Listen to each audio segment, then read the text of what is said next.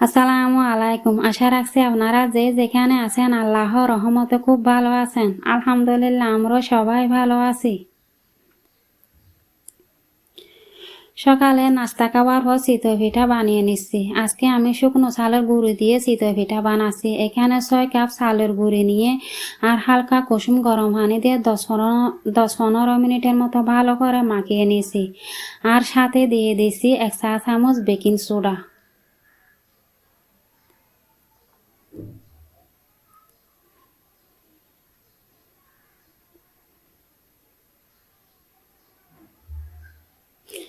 আমার পিঠা হতে বেশিক্ষণ সময় লাগবে না, 1 থেকে 1.5 মিনিটের মতো সময় লাগে আর কি। আর আমি এর আগে 2-3 বার পিঠা বানিয়েছি, সেই জন্য পিঠাগুলো উঠে যাচ্ছে।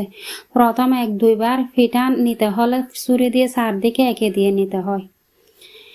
অনেকগুলো পিঠা বানিয়ে নিছি মাশাআল্লাহ। এখান থেকে আমি আমার ননদের মেয়ের জন্য ফাটাবো আর পাশের ফ্ল্যাটের ভাবির জন্য ফাটাবো, বাসায় খাবো। মাশাআল্লাহ পিঠাগুলো অনেক নরম তুলতুল হয়েছে। এখন পিঠাগুলো দুধে দিয়ে দিচ্ছি। দুধ আর গুড় জাল করে নিয়েছি। আজকে আমি প্রথম পাউডার দুধ দিয়ে করেছি, গুড় আর পানি জাল করে তারপর দুধ দিয়েছি। সঙ্গে সঙ্গে দুধ ফেটে গেছে, তবুও দুধের মধ্যে দিয়ে দিছি। খাওয়ার সময় যে বুঝতে পারবো পিঠাগুলো কি রকম হয়েছে। এখন ঢাকনা দিয়ে ঢেকে রাখবো।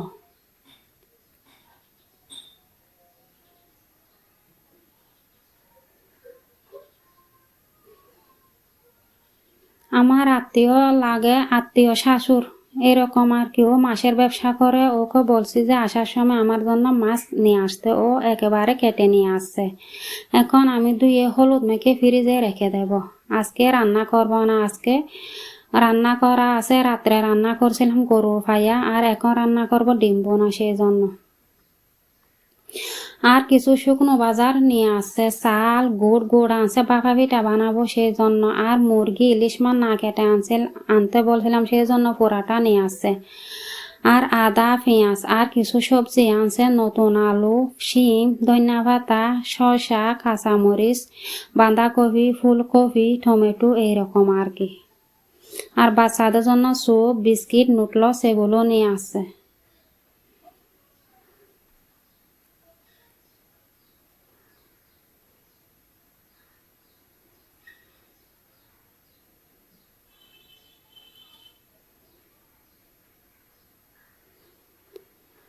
সব কিছু গুছগাছ করে এখন দুপুরে রান্নায় চলে আসলাম। আমি ফ্রিজে ডিম রাখার সময় ধুয়ে রাখি, তবু একটু ধুয়ে নিচ্ছি। আজকে আমার বাচ্চাদের এক্সাম শেষ। ওরা বলছে আমরা নানুর বাসায়, খালামনির বাসায়, দাদুর বাসায় এরকম আর কি আমার বেড়াতে যাব। আমাদের এক্সাম এখন শেষ হয়েছে, আজকে শেষ হবে আর কি। তা আমার বাসায় একটু সমস্যা, আমি যেতে পারবো না। সেই জন্য চিন্তা করলাম ওদের পছন্দের কিছু রান্না করি, না হলে তো ওদের মন খারাপ হবে। আমরাও ছোট থাকতে এরকম ছিলাম, তাই না? আমাদের এক্সাম কখন শেষ হবে, আমরা বেড়াতে যাব। বিশেষ করে আমি ছিলাম, আমি আমার আম্মুকে বেশ ঝালাতাম। আমার এক্সাম শেষ, আমি নানুর বাসায় যাব, খালামনির বাসায় যাব, এরকম করে থাকতাম। আমাদের সেই আমার বাচ্চারা অনেক শান্ত, বললে বোঝে আর কি। এখন ডিমগুলো এঁকে নিচ্ছি। আমার ডিম এঁকে দিলে মনে হয় ভিতরে নুন আর মশলা ঢুকে, সেই জন্য।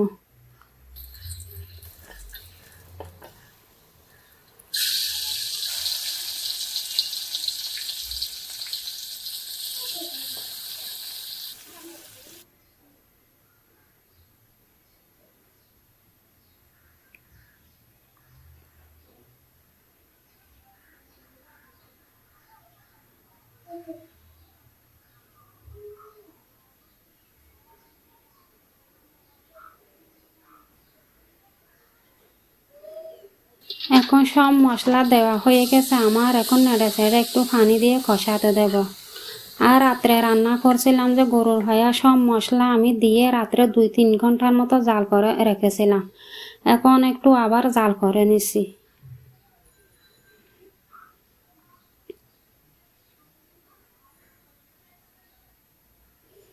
এদিকে আমার মশলা কষানো হয়ে গেছে। আমার মনে হয় যে কোনো তরকারি রান্না করার সময় মশলা ভালো করে কষালে যে কোনো তরকারির স্বাদ এবং ফ্লেভার দুইটাই ভালো আসে, তাই না? এখন আমি ডিমগুলো দিয়ে আবার একটু কষিয়ে নেব।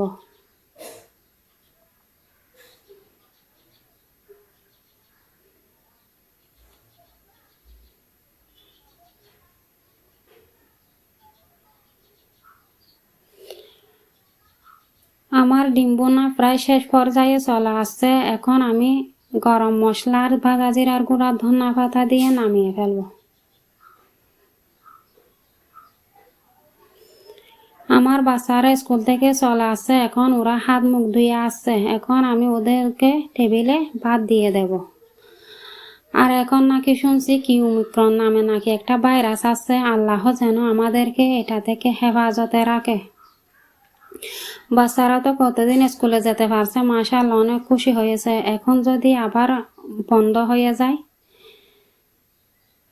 আর আমাদেরকে সব সময় সচেতন থাকতে হবে, মাস্ক পরতে হবে, বাহিরে যাওয়ার সময় স্যানিটাইজার ব্যবহার করতে হবে, বাহির থেকে এসে হাত মুখ ধুইতে হবে। আল্লাহ তো রক্ষা করবে আমাদেরকে, তবু তো আমাদেরকে সচেতন থাকতে হবে।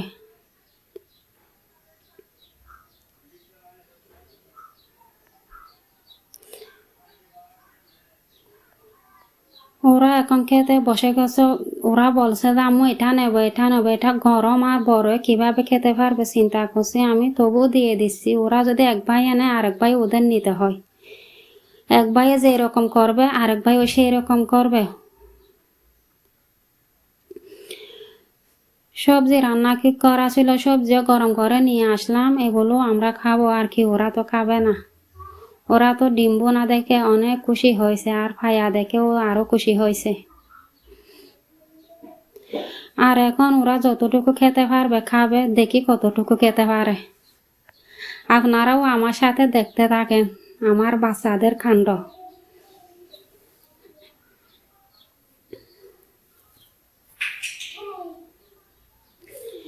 জোহরের নামাজ পড়ার পর খেয়ে একটু রেস্ট নিয়েছিলাম, তারপর বিকেলে নাস্তা বানাতে চলে আসলাম। আসরের নামাজ পড়ার পর আসছি আর কি।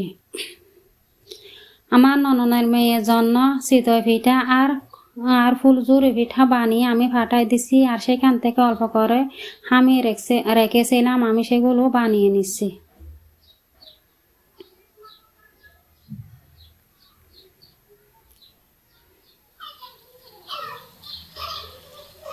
আমার বাচ্চারা ঘুম থেকে উঠছে, এখন ওরা অনেক খুশি। আপনারা মনে হয় শুনছেন ওরা চিৎকার করছে, যে বলছে যে আম্মু দাও না, কখন খাবো, কখন খাবো, দাও না, দাও না, এরকম বলছে আর কি। আর এই রোলগুলো আমার মেয়েরা বানাইছে, আমি বানাইনি। ওরা লুচির মতো বানাইছে আর পুরির মতো বানাইছে কেটে কেটে, এগুলো আমি ভেজে দিচ্ছি।